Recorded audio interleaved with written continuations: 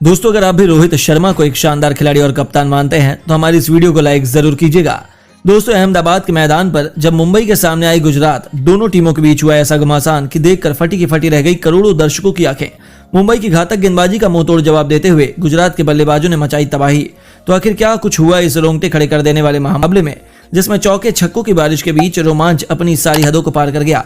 इस महामुकाबले की पूरी हाईलाइट हम आपको दिखाएंगे, लेकिन उससे पहले आपको क्या लगता है कि रोहित शर्मा और हार्दिक पांड्या में कौन सबसे बेहतरीन खिलाड़ी और कप्तान है? हमें नीचे कमेंट करके जरूर बताइए। दोस्तों, आखिरकार लंबे इंतजार के बाद वह घड़ी आ गई जिसका इंतजार करोड़ों फैंस को था।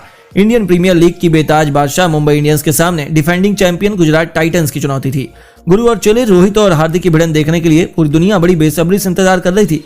दुनिया का सबसे बड़ा स्टेडियम अहमदाबाद का नरेंद्र मोदी स्टेडियम पूरी तरह से खचाखच भरा हुआ था।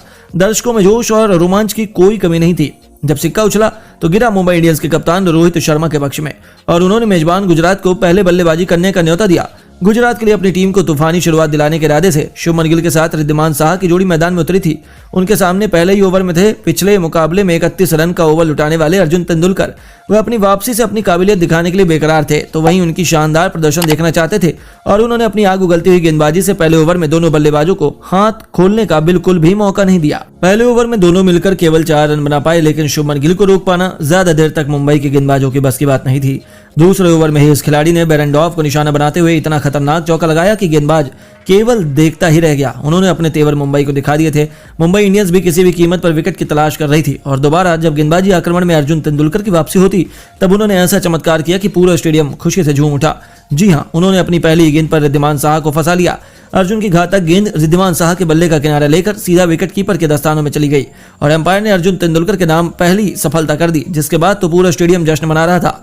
वहीं गुजरात का खेमा हैरान और परेशान हो गया था। रिद्धिमान साहा केवल 4 रन बनाकर चलते बने थे। उनके आउट होने के बाद अब मैदान पर मोर्चा संभालने के लिए खुद उतर चुके थे कप्तान हार्दिक पांड्या। उन्हें देखकर गुजरात के फैंस ने थोड़ी राहत की सांस ली, लेकिन इस मुकाबले पर मुंबई ने बढ़त बनाना शुरू कर दिया था। मुंबई के गेंदबाजों ने अपनी घातक गेंदबाजी से दोनों बल्लेबाजों को हाथ खोलने का बिल्कुल भी मौका नहीं दिया। रनों की रफ्तार में तो मानो बिल्कुल लगाम से लगी हुई थी।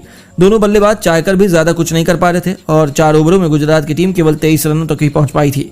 यह मुंबई के फैंस के लिए बेहद सकारात्मक शुरुआत थी। हालांकि 5वें ओवर की शुरुआत ही शुभमन गिल ने चौके से की। ऐसा लगा कि ये दोनों अब रनों की रफ्तार बढ़ाने को देख रहे हैं। दोस्तों, गुजरात की पारी अब तक बेहद धीमी रफ्तार से आगे बढ़ी थी। जहां लोगों को आतिशबाजी की उम्मीद थी, वहीं बाउंड्री देखने के लिए फैंस की आंखें तरस गई थी।